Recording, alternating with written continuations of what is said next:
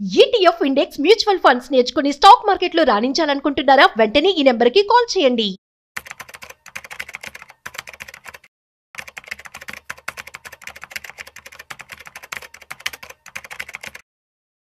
Hello viewers, stock market analyst Sundar Rama Reddy గారి జూలైలో జరగబోయే ఆన్లైన్ వెబినార్ కి ఎన్రోల్ చేసుకోవాలనుకుంటున్నారా?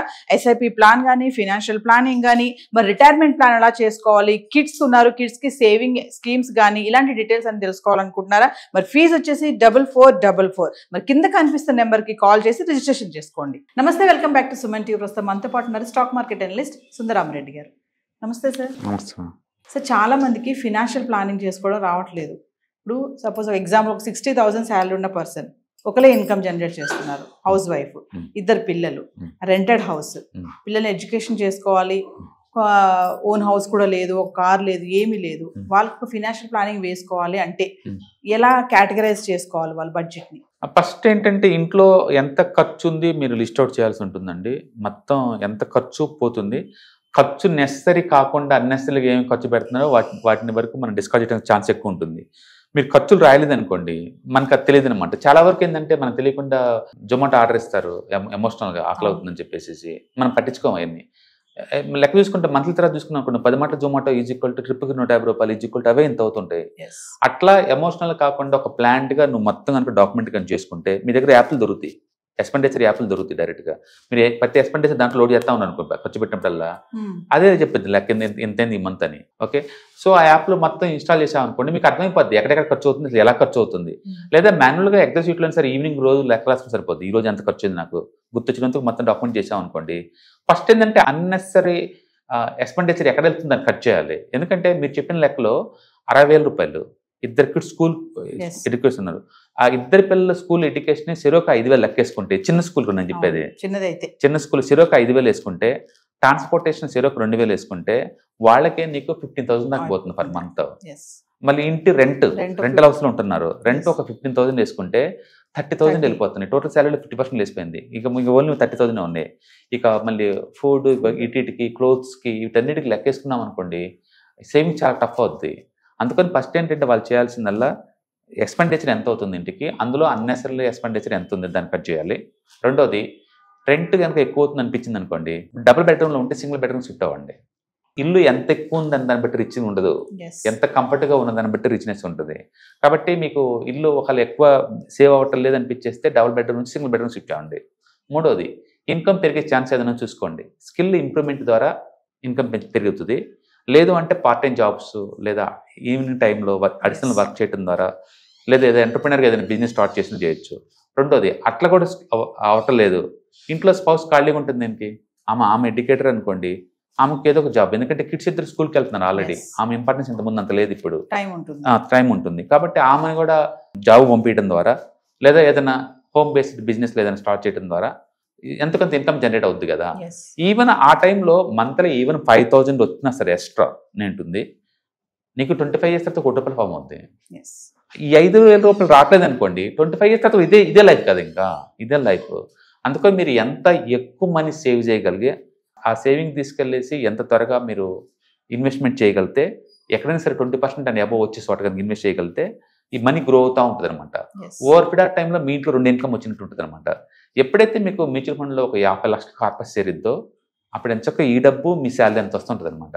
అందుకని సాధ్యంత వరకు ఇంట్లో ఎక్కువ మంది వర్క్ చేసేలా చేసుకోవాలి, ఖర్చులు తగ్గించేలా చూసుకోవాలి, అండ్ మనకు వచ్చే ఖర్చులు తగ్గట్టు లైఫ్ స్టైల్ ఉండాలి. పక్కింటి వాళ్ళు చూసి, ఎదురింటి వాళ్ళు చూసి మనం ఇన్స్పైర్ అయ్యే లైఫ్ స్టైల్ ఖర్చు పెట్టకూడదు, అఫోర్డబిలిటీని బట్టి చూడాలన్నమాట. అందుకని మనకి 60,000 వస్తుంది కదా, మీరు చెప్పిన ఎగ్జాంపుల్లో మీ ఖర్చు 45,000 లోపు ఉండాలి, 40,000 లోపే ఉండాలి. మీరు ఏం చేస్తారనేది అనవసరం. అక్కడ పిల్లల్ని ప్రైవేట్ స్కూల్ మానేసి గవర్నమెంట్ స్కూల్ పంపిస్తావా? చాలా మంది గవర్నమెంట్ స్కూల్ అనేది ఇన్స్టిట్యూటల్ ఫీల్ అవుతారు. అండ్ బిలో మీ బోర్బండ్లో గవర్నమెంట్ స్కూల్ ఉంది, ఎంత కాంపిటీషన్ తెలుసు అక్కడ సీట్ రావాలంటే. అక్కడ యావరేజ్ స్కోర్ వచ్చి అందరికి 80 పైన వస్తుంది బై డిఫాల్ట్. ఇంగ్లీష్ మీడియం చాలా మంది గవర్నమెంట్ స్కూల్ అనగా చాలా ఈజీ అనుకుంటున్నారు. గవర్నమెంట్ స్కూల్లో నీకు సీట్ రాదు, ఇంగ్లీష్ మీడియంలోకి రాదండి.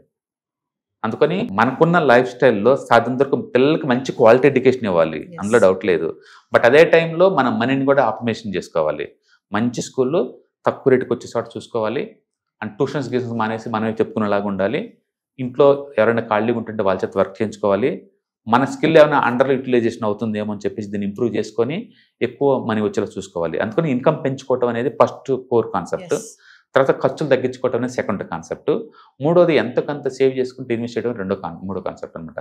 కాబట్టి మీ ఖర్చులు మీ స్కిల్ పెంచుకోవటం ద్వారా ఇన్కమ్ పెంచుకోవటం ద్వారా బీన్ అవుతుంది. ఖర్చులు తగ్గించుకోవటం ద్వారా అండ్ సేవింగ్ చేయడం ద్వారా మనం పెంచుకోవచ్చు. మంత్లీ అట్లీస్ట్ 10,000 to 15,000 మీరు సేవ్ చేస్తున్నారు అంటే కనుక అంటే 20 years తర్వాత మీకు దరిద్రం తీరిపోయే ఛాన్స్ ఎక్కువ ఉంది. ఇంకా చాలా మంది సార్ ఈ ఎమర్జెన్సీ ఫండ్ అంటారు కదా, సో ఇంత ఉన్నా కూడా మెడికల్ గా ఎప్పుడు ఏదవుతో తెలియదు. అది కంపల్సరీ అండి. మన దగ్గర అమౌంట్ ఉంది అనుకోండి, ఇంట్లో ఏదో ఎవరికన్నా హెల్త్ బాగాలేదు, హాస్పిటల్ అర్జెంట్ పోవాలి, పోస్ట్పోన్ చేయలేం కదా. అందుకని ఎమర్జెన్సీ ఫండ్ క్రియేట్ చేయడం మ్యాండేటరీ, అందులో డౌట్ లేదు. ఫస్ట్ మీరు చేయాల్సింది ఎమర్జెన్సీ ఫండ్ క్రియేట్ చేయండి. ఎంత ఉండాలి అంటే మినిమం 1 monthకి ఎంత ఖర్చు వద్దో అంత పక్కన పెట్టుకోవాలి. ఎక్కువ అంటే 6 months దాకా ఉంచుకోవచ్చు, డిపెండ్ అపాన్ ద అఫోర్డబిలిటీ. రెండోది టర్మ్ ఇన్సూరెన్స్ తీసుకోవాలి మీరు కంపల్సరీగా, ఎందుకంటే ఫ్యామిలీ హెడ్ కదా, మీకు ఏమైనా ఏంటంటే ఫ్యామిలీ రోడ్డు మీదకి వస్తుంది. అందుకని మీరు ఏం చేయాలి, టర్మ్ ఇన్సూరెన్స్ చూసుకోవాలి. ఫ్యూచర్ ఎర్నింగ్స్ డిపెండెన్స్ బేస్గా తీసుకొని మీరు 1 కోటి 2 కోట్ల ఎంత తీసుకోవచ్చు, టర్మ్ ఇన్సూరెన్స్ తీసుకోవాలి. 3 హెల్త్ ఇన్సూరెన్స్, మీ కంపెనీ వాళ్ళు ఇచ్చే హెల్త్ ఇన్సూరెన్స్ కంపల్సరీ. దాంతోపాటు అడిషనల్గా ఫ్యామిలీ మొత్తం తీసుకోండి, ఎందుకంటే ఏదైనా హెల్త్ ఖరాబ్ అయ్యి హాస్పిటల్ అడ్మిట్ అయ్యారనుకోండి, సంపాదన మొత్తం తీసుకెళ్ళిపోద్ది ఒకసారిగా. అందుకని కంపల్సరీగా ఎమర్జెన్సీ ఫండ్ క్రియేట్ చేయాలి, టర్మ్ ఇన్సూరెన్స్ తీసుకోవాలి, ఫ్యామిలీకి హెల్త్ ఇన్సూరెన్స్. ఈ 3 మెయింటైన్ చేసిన తర్వాత ఇప్పుడు డబ్బులు సేవింగ్స్ అంతా మ్యూచువల్ ఫండ్స్ కానీ ఎక్కడైనా సరే 28% ఎక్కడ వస్తుందో మీకు వస్తుందో అక్కడ పెట్టుకోవడం ద్వారా దీన్ని చేసుకుంటూ పోవాలన్నమాట. అందుకని ఫైనాన్షియల్ లిటరసీ మీకు ఉండాలి, ఎంతకంత ఉండాలి. మీరు ఎక్కడ పెట్టాలి, ఎలా పెట్టాలి అని తెలియనప్పుడు మన యూట్యూబ్ ఛానల్ వీడియోస్ ఉంటాయి చూడండి, లేదా మీకు ప్రోగ్రామ్ కండక్ట్ చేస్తారు కదా, ఇలాంటి అటెండ్ అవడం ద్వారా మీకు క్లారిటీ వస్తుంది అనమాట. మొత్తానికి ఎర్నింగ్స్ పెంచుకోవటం, ఎక్స్పెండిచర్ తగ్గించుకోవటం, ఆ మిగిలిపోయిన డబ్బుని ప్రాపర్ ఇన్వెస్ట్మెంట్ వెహికల్స్ ఇన్వెస్ట్ చేయడం ద్వారా మనం దరిద్రాన్ని బాగా తగ్గించుకోవచ్చు అనమాట. కాబట్టి ఎమర్జెన్సీ ఫండ్ క్రియేట్ చేయడం step number 1, step number 2 term insurance, step number 3 ఫ్యామిలీకి హెల్త్ ఇన్సూరెన్స్. ఈ 3 తర్వాత బిగిన్ చేయండి ఇన్వెస్ట్మెంట్ చేయడం. Thank you. Hello friends, financial freedom మీద వెబినార్ జరగబోతుంది. ఇది డైలీ 3 hours ఉంటుంది, 3 days ప్రోగ్రామ్. దీంట్లో మీకు ఫైనాన్షియల్ ఫ్రీడమ్ ఎలా సాధించవచ్చు via with ETFs, index funds, mutual funds ద్వారా డీటెయిల్ గా ప్రాక్టికల్ వేలో మీకు ఎక్స్ప్లెయిన్ చేయబడుతుంది. అండ్ దీంట్లో ఎనీ డౌట్స్ ఉన్నా సరే ఇమీడియట్ గా వెబినార్ లోనే ఎక్స్ప్లెనేషన్ చెప్తారు. అండ్ అలాగే మ్యూచువల్ ఫండ్స్ ఎగ్జామ్స్ ఎవరైనా రాద్దాం అనుకున్నా సరే, మ్యూచువల్ ఫండ్ డిస్ట్రిబ్యూటర్ గా మీరు సెటిల్ అవ్వాలన్నా సరే ఎలా చేయొచ్చు, వాటికి సంబంధించిన డీటెయిల్ ఎడ్యుకేషనల్ వివరాలు మొత్తం కూడా ఈ ప్రోగ్రామ్ లో డీటెయిల్ గా చెప్పబడుతుంది. కాబట్టి ఎవరైనా సరే ఈ వాలటిలిటీ ఉన్న ఈ స్టాక్ మార్కెట్ లో స్టేబుల్ గా ఉండి అండ్ మంచి returns via with ETFs, index funds, mutual fund ద్వారా ఎలా సంపాదించవచ్చు, ఎందుకు ఇవి ఇంపార్టెంట్, ఫైనాన్స్ ఫ్రీడమ్ కి ఎలా ఉపయోగపడతాయో ఇవన్నీ కూడా డీటెయిల్ గా ఎక్స్ప్లెయిన్ చేయబడుతుంది. కాబట్టి ఎవరైనా ఇంట్రెస్ట్ ఉన్న పార్టిసిపెంట్స్ అందరూ కూడా ఈ అవకాశాన్ని వినియోగించవలసిందిగా కోరుతున్నాను. Thank you.